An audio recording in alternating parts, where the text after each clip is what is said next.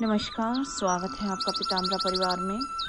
आज हम बात करेंगे कि साधना करने वाले लोग रहस्यमयी क्यों होते हैं। क्या वाकई साधना करने वाले साधक कुछ रहस्यों को देखते हैं और कुछ रहस्यों को उजागर करते हैं, या स्वयं रहस्यों से लिप्त रहते हैं। इसी पर यह वीडियो है। अगर आपको यह वीडियो अच्छा लगे तो लाइक और शेयर कीजिए। कुछ लोग हैं जो भगवान का भजन करते हैं, कुछ लोग हैं जो साधना करते हैं, और कुछ लोग हैं जो उपासना करते हैं, और कुछ एकमात्र ऐसे लोग हैं जो दैनिक पूजा पाठ ही सिर्फ करते हैं, और कुछ ऐसे भी लोग हैं जो व्रत धारण करते हैं, और कुछ ऐसे लोग हैं जो कुछ भी नहीं करते। ना वो नास्तिक हैं ना वो आस्तिक हैं, लेकिन अपने दैनिक कार्यों में ही वो अपना भजन प्रभु का करते हैं। या कुछ ऐसे भी लोग हैं जो बिल्कुल भी प्रभु नाम का सिमरन नहीं करते हैं। कई कैटेगरी के लोग हैं, लेकिन आज हम बात करेंगे कि जो लोग साधना करते हैं क्या वो रहस्यमयी होते हैं। अगर होते हैं तो क्यों। इसका कारण, एक बड़ा कारण ये भी है कि साधना करने वाले साधकों को हमेशा रहस्यमयी ही माना गया है। अगर आप सोसाइटी में जाएंगे या समाज में आप कभी ये बात करेंगे कि मैं साधना कर रहा हूँ, लोग आपको विचित्र नज़रों से देखना शुरू कर देंगे। आपके बारे में लोगों की थिंकिंग ही बदल जाएगी। कई लोग सोचेंगे कि आप तांत्रिक हो, कई लोग सोचेंगे पता नहीं क्या उठपटांग कर रहा है या कर रही है, कई लोग सोचेंगे अरे सिद्ध तपस्वी बनने को जा रहा है, कई सोचेंगे अरे गृहस्थी का त्याग कर देगा। इस तरह के भांति भांति के विचार लोगों के मन में आते हैं। जितने लोग उतनी बातें और उतने ही विचार। लेकिन साधना करने में वही लोग आगे आते हैं जो पारलौकिक शक्तियों को समझना चाहते हैं, उनके दर्शन करना चाहते हैं, उनसे रूबरू होना चाहते हैं। बात करेंगे ऐसे लोगों की। दो लोग साधना करते हैं। कुछ लोग ऐसे जो दैनिक पूजा पाठ करते हैं, लेकिन उनके जीवन में इतनी अधिक समस्याएं चल रही हैं कि उन समस्याओं से निजात पाने के लिए वो अपने इष्ट का दरवाजा जोरदार तरीके से खटखटाना चाहते हैं। धीमे धीमे नहीं, जोरदार तरीके से। और उसका कारण ये है कि धीरे धीरे दरवाजा जब खटखटाते हैं तो प्रभु को कभी सुनाई देता है, कभी नहीं सुनाई देता है। वैसे तो हमारा हर कर्म वहाँ पे नोट हो रहा है, लेकिन फिर मनुष्य सोचता है कि डेली पूजा तो कर रहा हूँ, सुबह भी पूजा करता हूँ, शाम को भी पूजा करता हूँ, दिया लगा रहा हूँ, कोई फायदा नहीं हो रहा है। तो मन में विचार आ जाता है कि मैं साधना करके ही देख लेता हूँ। जब इतने जो सिद्ध पुरुष हैं या सिद्ध महिलाएं हैं या योगी लोग हैं, महात्मा लोग हैं, सभी साधना करते हैं तो मुझे भी करना चाहिए। फिर होता क्या है, किसी गुरु की तलाश शुरू होती है, गुरु की शरण में जाते हैं। कई लोगों को कुछ लोग ठग लेते हैं, तो वो सोचते हैं अरे सब व्यर्थ है, सब साधु जन ठगी ही करते हैं, लेकिन ऐसा नहीं है। कुछ लोगों को अच्छे गुरु मिल जाते हैं, कुछ लोगों को ढोंगी गुरु मिल जाते हैं। किसी के साथ कुछ घटित हो जाता है, किसी के साथ कुछ घटित हो जाता है।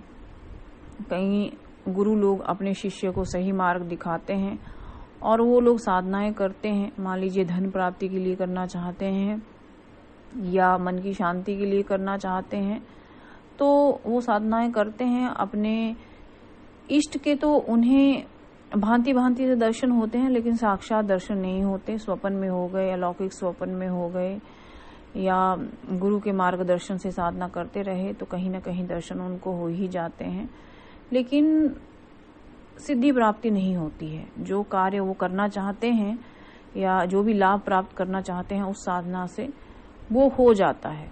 कई बार अचानक से हो जाता है और कई बार बहुत धीरे धीरे होता है। बीच में साधक को लगता है कि कुछ भी नहीं हो रहा है, लेकिन वो धीरे धीरे हो रहा होता है। देखिए, जैसे गेहूं की फसल भी अगर हम खेत में डाल दें, बीज खेत में डाल दें, तो फसल आने में भी 6 महीने लग जाते हैं। तो ये आप छोड़ दीजिए कि कोई साधना आप करेंगे और आपको तुरंत फल मिलेगा।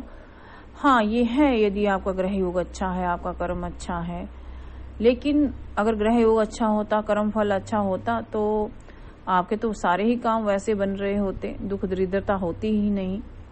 लेकिन साधना है एक विशेष अवसर, एक विशेष क्रिया, एक विशेष पद्धति जिसको करके आप अपने दुखों को दूर करते हैं और करते हैं दूसरे लोगों की बात।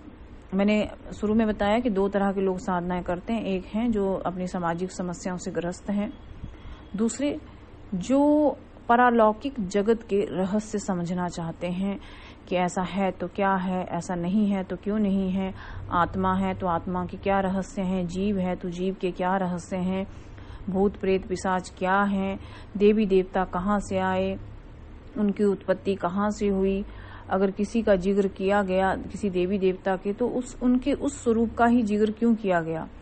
जैसे विष्णु जी को पीताम्बर कहा गया, विष्णु जी का जो स्वरूप है उसका वर्णन किया गया और कृष्ण जी के स्वरूप का वर्णन किया गया, तो वैसे ही स्वरूप का वर्णन क्यों किया गया। माँ दुर्गा का वर्णन किया गया या उनके स्वरूप को बताया गया, तो वो वैसा ही क्यों बताया गया। ये लोग होते हैं जिज्ञासु, ये लोग होते हैं रहस्यमयी। और जब इस तरह के लोग जब आपको मिलते हैं या इस तरह के लोग जो साधना क्षेत्र में होते हैं, उन्हें समाज से कुछ लेना देना नहीं होता है और ऐसे लोग होते हैं रहस्यमयी। कैसे? क्योंकि एक तो वो पारलौकिक जगत के रहस्य समझ रहे हैं, दूसरे वो उन रहस्यों का अन्वेषण करते हैं, खोज करते हैं, रिसर्च करते हैं, ऐसा है तो ऐसा क्यों है।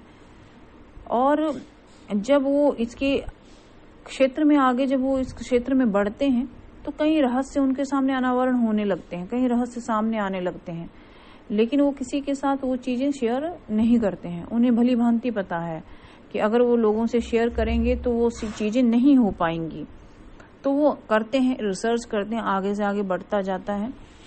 और दूसरी एक बात का और आप ध्यान रख लीजिए, अगर कोई आपसे ये कहे कि हाँ मैं पूर्ण सात्विक तपस्वी हूँ, महात्मा हूँ, योगी हूँ, या मैंने इस क्षेत्र में पूरा ज्ञान अर्जित कर लिया है, इसका मतलब ये है कि वो फर्जी है। अगर आपको कोई गुरु कह रहा है, हम यहाँ पे किसी को इंगित नहीं कर रहे हैं, किसी का नाम नहीं ले रहे हैं, लेकिन कोई अगर ये कह रहा है कि तुम मेरे चेले हो या मेरे शिष्य हो, तुम्हें कहीं और नहीं जाना चाहिए, तो बात गलत है। कारण जिस तरह से स्कूल में आप जाते हैं, अलग अलग सब्जेक्ट का अलग अलग टीचर होता है, वो आपको पढ़ाता है, आप स्टडी करते हैं, फिर एग्जाम देते हैं, फिर आपका रिजल्ट आउट होता है, ये उसी तरह का ही है। और वैसे भी ये इतना बड़ा समुद्र है, ये इतना बड़ा सागर है, आध्यात्मिक क्षेत्र एक सागर से भी बड़ा है, ब्रह्मांड के रहस्य कोई छोटे मोटे नहीं है। तो एक मनुष्य की एक बुद्धि को समझना या उससे सारे पारलौकिक रहस्यों में पार पा जाना या उनको समझ लेना असंभव है। हमारे जो सप्तऋषि हैं, हमारे जो सिद्ध योगी हैं, हमारे जो देवी देवता हैं, वही ब्रह्मांड के रहस्यों को नहीं ठीक से समझ पाए हैं।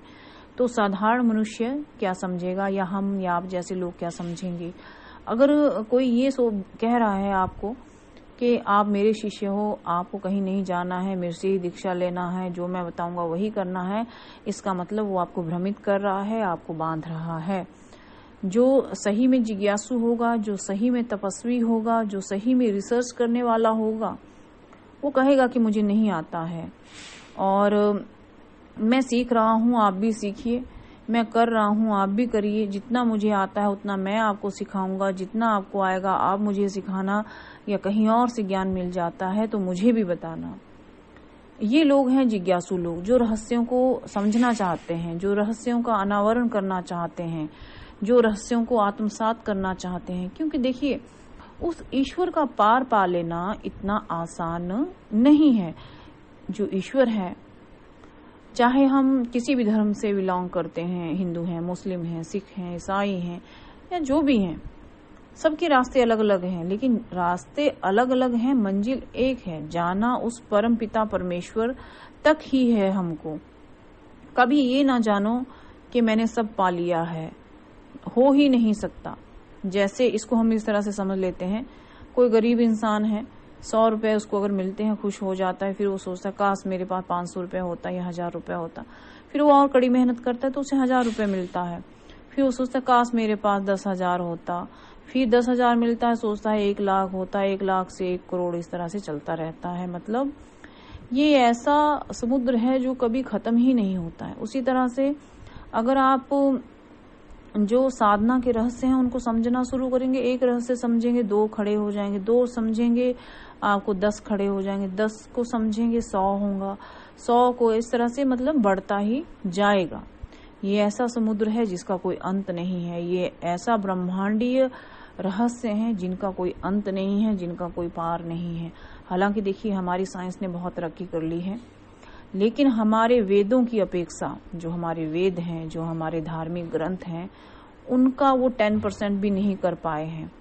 अगर आपने स्टडी करना है, अगर आपने अपने बच्चों को कुछ सिखाना है तो सिखाइए। देखिए वैसे तो मॉडर्न स्टडी भी बहुत जरूरी है, लेकिन अपने बच्चों को वेदों का ज्ञान जरूर दीजिए। अपने बच्चों को छोटी उम्र से ही उनके हाथ में गीता थमाइए, कहिए कि बेटा इसको पढ़ो, आप इसको समझो, आप उनको समझाइए। जिस तरह से बाकी का ज्ञान जरूरी है, उस तरह से हमें हमारे धर्म का ज्ञान भी बहुत जरूरी है, क्योंकि अभी तक हमारी साइंस ने जो प्रोग्रेस किया है वो सिर्फ 10% है, लेकिन जो हमारे वेदों में या धर्म ग्रंथों में जो ज्ञान है वो 100% है। हालांकि बहुत अभी बाकी भी है, बट हमारे वेद बहुत आगे हैं।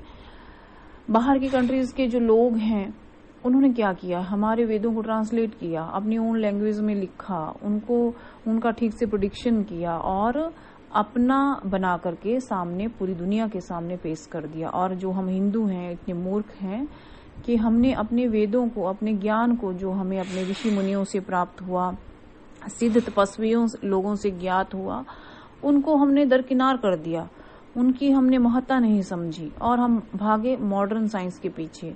लेकिन क्या है, फिर भी मन की शांति नहीं है, कुछ नहीं है। अब लौटते हैं हम अपने ही विषय पर। हाँ, एक साधक रहस्यमय होता है। क्यों होता है? अगर वो सच्चा साधक है तो क्योंकि वो पहले ही कुछ रहस्यों को समझ रहा है, कुछ रहस्य उसने समझ लिए हैं, कुछ रहस्यों का अनावरण कर रहा है, कुछ शक्तियां उसने प्राप्त कर ली हैं, बाकी शक्तियां वो प्राप्त करने वाला है। वो लोगों से साधना के बारे में कोई डिस्कस नहीं करता है, रहस्यमय जान पड़ता है। ये इसी तरह से है कि रिसर्च करे जाओ और उसका फल भी आप साथ साथ में देख सकते हैं। लेकिन इस क्षेत्र में वही लोग कामयाब होते हैं जो जिज्ञासु हैं, जो परिश्रम कर सकते हैं। आप ये मत सोचिए कि कोई आपको कोई शक्ति दे देगा और आप ये कर देंगे वो कर देंगे, या कोई सिद्धि ट्रांसफर कर देगा और आप ये कर देंगे वो कर देंगे, कुछ नहीं। अगर आपको करना है तो खुद को करना पड़ेगा। जिस प्रकार से खाना अगर आप खुद खाते हैं तभी आपका पेट भरता है, उसी प्रकार से आपको खाना खुद खाना पड़ेगा, आपको मेहनत खुद करनी पड़ेगी, साधना आपको खुद करनी पड़ेगी। ऐसा नहीं है कि साधना कोई और करेगा और आपको शक्ति ट्रांसफर कर देगा। मैं इस चीज को नहीं मानती हूँ, ये चीज होता ही नहीं है। जैसे आप खुद खाना खाएंगे तभी आपका पेट भरेगा, उसी तरह से जब आप खुद साधना करेंगे तो तभी आपके सामने रहस्यों का उजागर, आप रहस्यों को कर पाएंगे, शक्तियां अर्जित कर पाएंगे और सारे रहस्यों को समझ पाएंगे। एक साधक रहस्यमयी है डेफिनेटली, बट अगर वो मेहनत करता है और रहस्यों को समझता है। नमस्कार।